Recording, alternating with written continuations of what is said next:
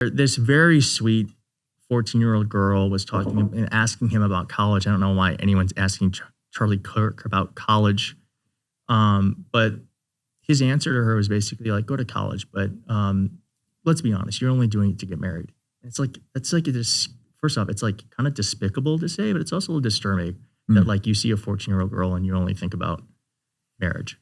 That's a weird thing to associate with college. I wonder where he was going with that. I'd have to see that. He says that he calls it the Mrs. degree, the MRS degree. So I guess this is a thing on the right where some women say they only go to college to find a husband. Really? Yeah. I didn't know that was a thing at all. I didn't either until I dove into it after seeing this. But that is and it's just like Charlie Kirk is the one telling young women to go to college just not to learn. By the way, women who don't have an education are less likely to be progressive, less likely to vote Democratic. So it is in his interest for women to, get stupid and married.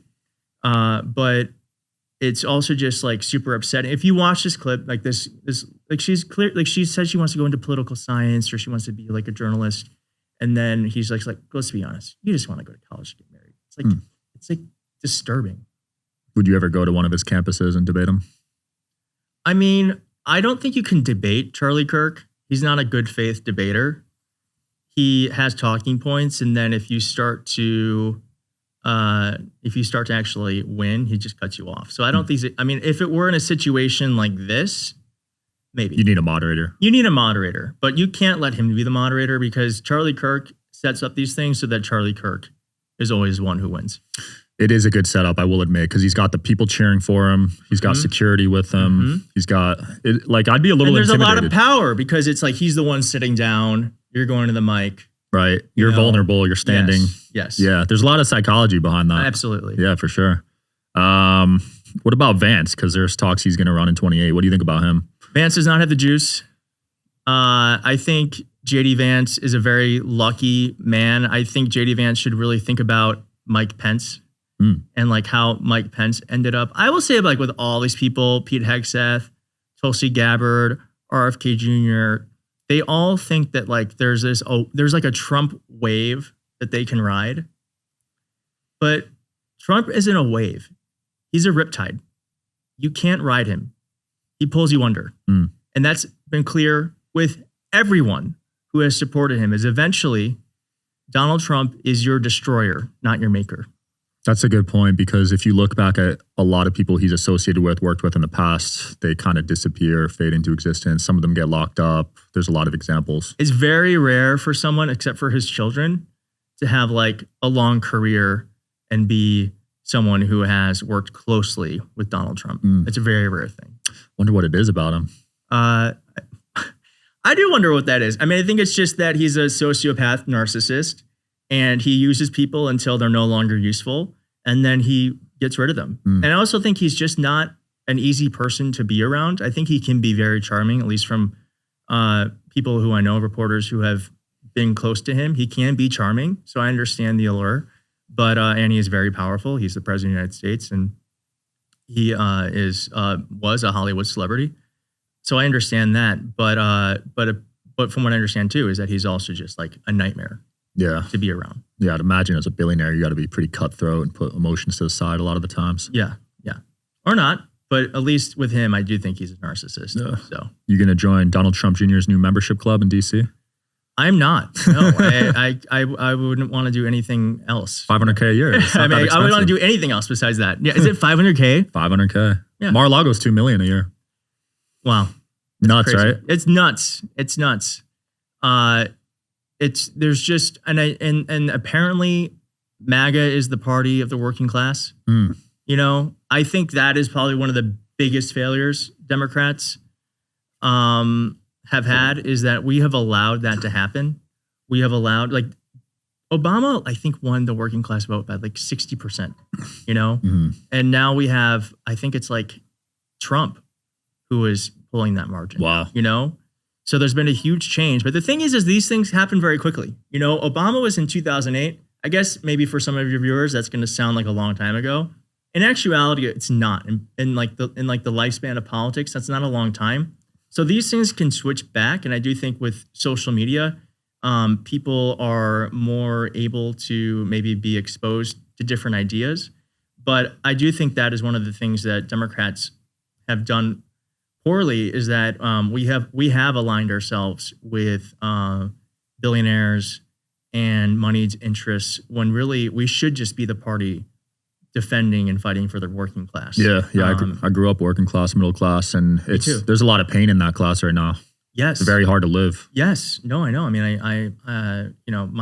my family does not come from money in the slightest, and I remember, I just remember moments where like my dad had like $20 and he was trying to figure out how to make the $20 pay for gas and also food, and there is a lot of anxiety in not having. And anyone that speaks to that, and Donald Trump has a way of talking to that candidly. He doesn't have the right solutions, but he has a way of speaking about it in a way that I think people think he's not lying, that he like understands their pain. And there is a lot of pain right now in America when it comes to how much money they don't have. Yeah, I mean, it's really expensive to live right now, dude. The house I grew up in, I just looked it up on Zillow. It's like almost $1 million now. Yeah. I mean, I think wages have gone up since in the 1980s, they've gone up like 3 times, but then like the cost of housing's gone up like 6 times. Jeez. So it's just, there's no way to build a society. I just think there has been a huge failure on both sides of the aisle in actually protecting and lifting up working class and middle class Americans. It could even get worse, because let's say even if they do raise the minimum wage, with AI, companies are just going to replace those guys. Yeah, but I think AI is a huge opportunity too. I mean, I don't think AI should be this boogeyman. I mean, I do think we need to figure out a way to regulate it. But I'm sure with you, I use it daily. Yeah, I use it all the time. And it has actually increased my ability to be productive. And I think we should be figuring out how to be what are the next 10 years going to look like? How do we train and prepare America for an AI revolution? I don't know what the answer is to that. I am just a YouTuber, but I do think those are the questions we should ask. Instead of being afraid of it, we should consider, all right, well, how do we make it so that we are actually the ones who benefit the most from it, and that we can get the most jobs in this country and people working with it rather than against it. Agreed. Yeah, it's helped me make more money, make more business for sure. Yeah, I mean, it's definitely, it helps me every day. Yeah. I was upset when certain schools were banning it, honestly. Were they? Yeah. Yeah, that's the thing is I think we still have to have, students still need to learn how to write and formulate ideas. But I think there's some professors that are use it, but it can't do all the work for you. And I think that's how it should be moving forward. It's just a tool. It can't be the full thing. Like if you try to create a video using only AI, it would be terrible. But if you use it a little bit to help enhance what you're already doing, I do think it's an awesome tool. Yeah.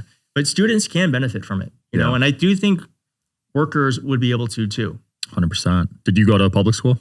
I went to public school. What was your experience? Was it good? I think I was probably the last cohort of people who can actually benefit from public school. I don't have kids. I don't know how it is now, but I can't imagine it's gotten better with the way that we have continued to fund billionaires and take away money from investing in our students. So I am very grateful for my public school education. And I do think that a lot of people who are successful, they think it's all because of them.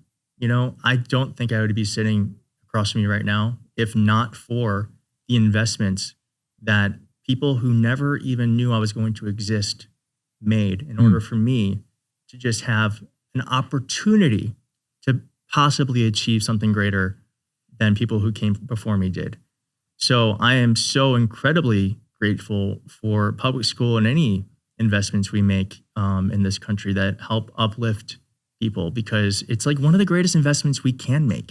Wherever you guys are watching this show, I would truly appreciate it if you follow or subscribe. It helps a lot with the algorithm. It helps us get bigger and better guests, and it helps us grow the team. Truly means a lot. Thank you guys for supporting, and here's the episode.